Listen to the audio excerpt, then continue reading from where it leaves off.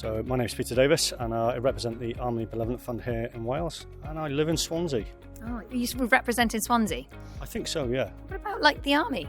And the Army as well, of course. Okay, fine, yeah. I feel like at the Welsh Veteran Awards, we've done this for 6 years now, and you've been right there since the very beginning. The Army always gets the biggest cheer, which is kind of annoying because obviously I'm Royal Navy. I think the reality is they always will, because they do make up a larger percentage of the armed forces. However, hey, listen, we're all on the same team. So. That's very true. It's a wonderful night, and it's been getting bigger and bigger every single year. Can you remember the first Welsh Veteran Awards? I do, yeah. It was in Swansea. Yes, it was in Swansea, and yeah, we moved it to Cardiff because, yeah. I'll forgive you for that. It's okay. But look, it's grown massively, hasn't it, over the years in terms of the masses of people here, but just the recognition, the vision of it. We were in a back room in a Swansea hotel, and now we're here at the Vale Hotel. How proud are you of the Welsh Veteran Awards? To be honest, you are right. I was there at the beginning. I just bought into the idea of putting a positive spotlight on those that are still serving in all three services, and obviously the veterans coming out at the other end, which I was one of. But I was blown away as well by so many individuals and organisations that were doing the right thing for the right reason, helping the same people really. And then it grew legs, went into Scotland, went into England, and it's been nice to see it grow actually. I've spoke to my colleagues in Scotland and England regularly, and I make sure that this is still on the radar for them, and rightly so. And I know it's gone from strength to strength. So yeah, I think you have to remind yourself of the original why it was done in the first place. It's fantastic to raise money for charity, and that since this has started, it's raised £80,000 for charity, and 50,000 of that is for us. And I think it's only right that we support all of the charities, not just one. So. Yeah, and obviously you've given us one big reason as to why the Veteran Awards have made a difference, all that money raised, which is just fantastic. But I asked a question to another sponsor earlier. I said, what in the last 6 years have you noticed the big difference that Veteran Awards have made to the community? I think it's, while it puts a spotlight on those that do win or come second or third or whatever it is, I think from people from the outside looking in, they see a bit of positivity and they go, do you know what? I can have a go at that as well. And I think we're getting better at it.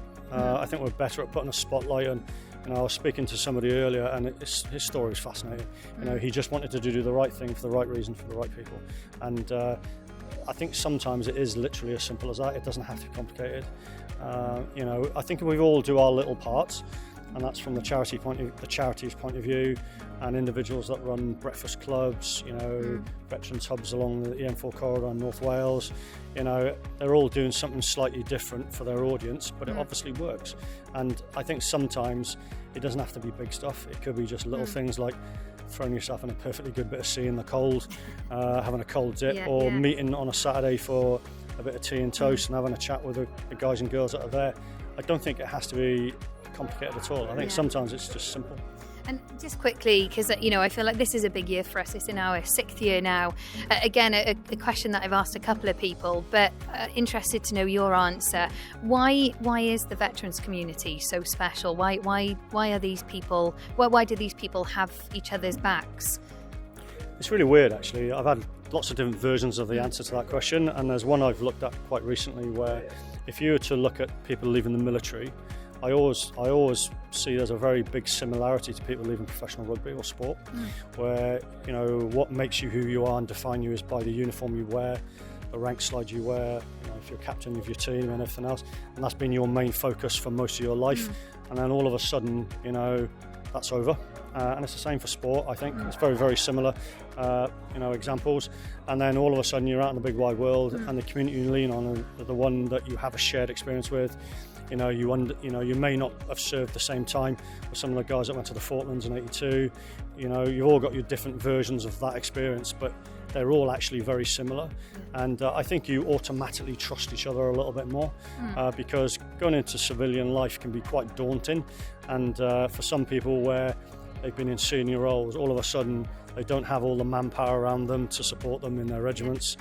You're on your own again. And I think in Wales in particular, most serving members of the military, all three services, haven't lived in Wales for a long time.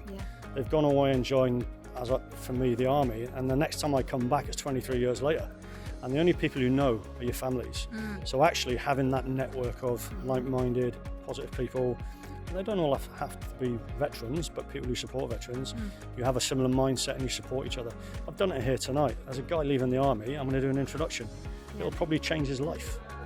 That's the sort of stuff that we need to be doing, and it's positive. You know, it's not hard to understand. Yeah, oh, we love that. Pete, once again, thank you so much for your support always, and good luck with your speech tonight. I've had a little read. Cheers, already. Thank you. Yeah. Do you want to do it for me? No. Thanks, Pete. Enjoy tonight. Yeah, cheers. Thank you. My name's Fitzgerald and I'm from Vigilance. Vigilance. Just explain what Vigilance do within the community.